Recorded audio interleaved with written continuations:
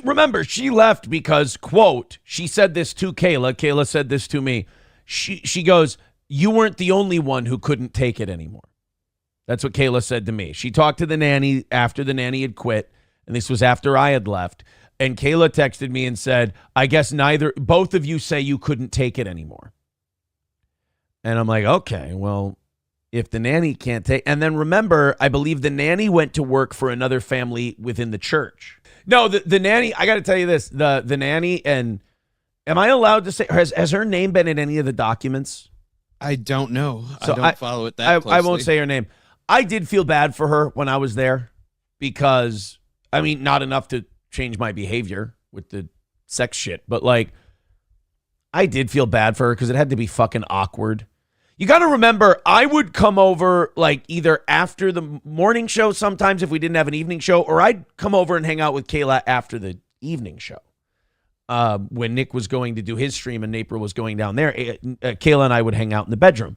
But like, if I would go there during the day early on and the nanny would be there, she just kind of had a look of discomfort. And then obviously I go back to the bedroom to see what Kayla's up to and go hang out with her. That's got to look fucking weird to the nanny. And then, you know, April and Nick that one time I like waved at her like, hey, you wanna? No, never. I will say that before anyone even gets any ideas. Never, not once.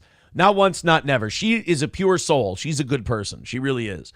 And a saint for putting up with all that shit. Like she's watching But Nick, I tried so many times. She's watching Nick and April go somewhere to drop off the kids. And then she sees, and then I'm going back. Kayla and I are hanging out in the room. That's got to look fucking weird to her. And then the house is just turning into this massive dump, just this shithole. You could tell she was struggling with it big time. I mean, that nanny had serious problems with what was going on. And again, I'm the only one who saw it, because I'm the only one not fucking, you know, nose first into a white powder. So I'm like, when she said she was leaving, everyone in that house was like, oh my God, how could she? And I was like, what took her so long? Like when she announced she was leaving, I was like, what took her so long? I knew she wasn't long for that place. She just seemed checked out. She didn't want to be there. And I'm sure it was because it was uncomfortable and degenerate.